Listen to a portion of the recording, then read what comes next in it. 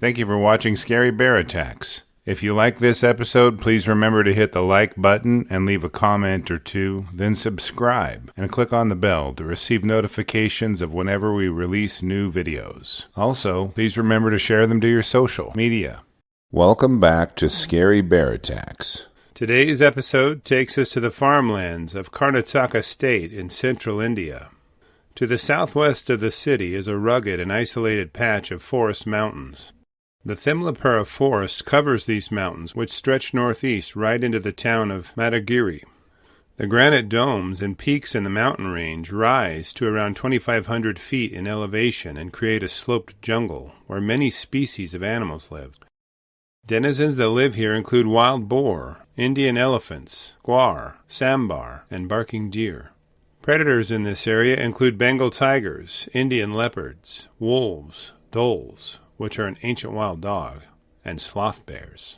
These animals find shelter in forests of mixed evergreens and semi-evergreen trees like Borneo Mahogany, false hemp trees, and Malabar Tamarind trees. In the Thimlapura Wild Conservancy, sloth bears embrace one of their few remaining sanctuaries. They can live up to 40 years old, which makes them the longest living member of the bear family. Usually standing between 5 and 6 feet in height and weighing from 120 to 310 pounds, they are more diminutive than other bear species. The bears subsist on fruit, termites, and honey, and rarely attack human beings. Their canine teeth and claws are proportionately the largest of the bear family. At about 11 a.m. on the morning of November 20th, 2014, 45-year-old farmer Samana was planning on hiking into the more remote part of his property to harvest aloe vera.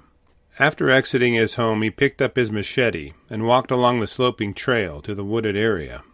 As he searched the ground for the pointed leaves of the aloe vera plants, he wandered the brush and navigated the trails. The brush was thick and hid many possible dangers. Cobras are common here, and many other deadly snakes inhabit the area as well. As he hacked a few plants, he would put them in a bag held on his waist. At times he had to push brush out of the way and push his way through bushes. This kept his focus off of his surroundings and allowed him to find himself in dangerous proximity to a sloth bear. Samana rounded a large bush and stood face to face with a sloth bear. He thought he was making enough noise to let any animal near him know of his presence. The bear stared blankly at the man from only a few feet, but the bear nor the man moved for a few seconds. Samana's mind raced with what he should do. He knew that sloth bears were extremely violent and dangerous, but hoped it would dash off into the forest. As his adrenaline peaked, Samana decided to protect himself, as opposed to run. He struck out with the machete and slashed the bear in a defensive attack bent on saving himself. After absorbing the first few strikes from the man's machete, the sloth bear dealt a few strikes of his own. It wrapped its paws around the man's legs and tackled him to the ground. Now atop Samana, the bear began biting into his cheeks while it jabbed its long claws into the flesh of his face. It raked its claws back as if it were tearing apart a termite mound.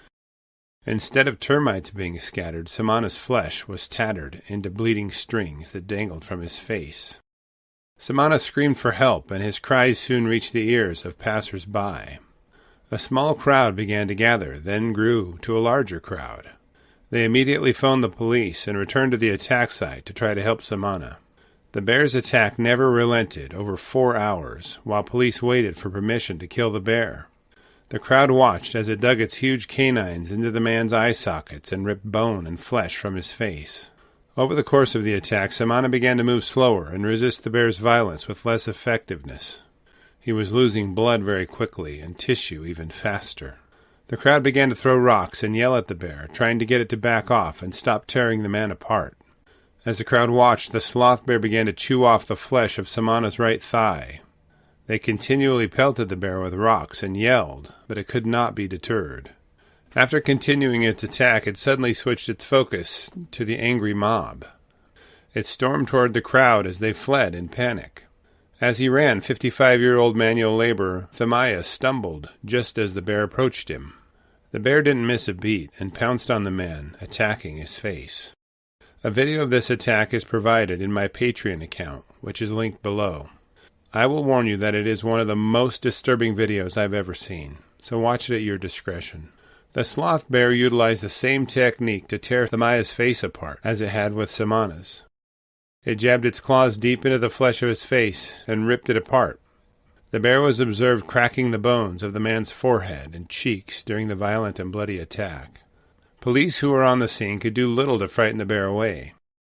They fired 5 warning shots into the air, hoping to drive the bear off. After watching the attack on Thamaya, they finally fired a fatal shot into the bear, which brought the attack to an end. Once the bear fell over dead, the crowd grabbed Samana's corpse and the injured Thamaya and dragged them to the hospital. The bear's carcass was examined, and it was noted to be 12 years old and was likely starving. By the time the bear was killed, it had consumed all of the flesh of Samana's right thigh and a significant portion of his left thigh as well. Thamaya was rushed to Victoria Hospital in Bengaluru, where he was treated for multiple lacerations and bite wounds to his face, body, and arms. He did survive the attack, but his face will be deformed for the rest of his life. Sloth bear attacks are not common in India. Usually the bears disappear into the forest after they attack people, but this bear refused to leave. Also unusual was the fact that it consumed a large portion of its victim. It is believed that the refuge extending so far into the city was what allowed the bear to wander into the farm. On the refuge, the bear would rarely see people, and likely never had a close encounter with one. In the Tumakuru district, authorities say there is an average of 5 sloth bear attacks each year, with most of those ending in severe damage to the victim's face. Many survive, but a few attacks are serious enough to cost the victims their lives. Samana's attack was the first sloth bear attack in which the bear ate its victim. Sloth bears cling to an existence across India and Southeast Asia. Only 8,000 to 10,000 sloth bears remain, spread across their habitat. After reviewing the facts surrounding this episode, I have a few questions for you. Do sloth bears see humans as competition for prime habitat or resources? Should sloth bears be saved through land use reforms? Why are sloth bears so overpowered with giant canines and claws? I will be glad to read and reply to your thoughts, so please post them in the comments section below, and let's talk about it. Thank you for watching Scary Bear Attacks. If you've enjoyed this episode, please consider clicking on the like button and clicking on the bell icon. We'll help you know when we post our new episodes. Posting our video links to your social media profiles furthers awareness, and it's fun. We slashed our prices in our merch store, linked below, so check out the bargains there while you shop. As a member of our human community, remember to adventure bravely and be careful out there, especially in bear country.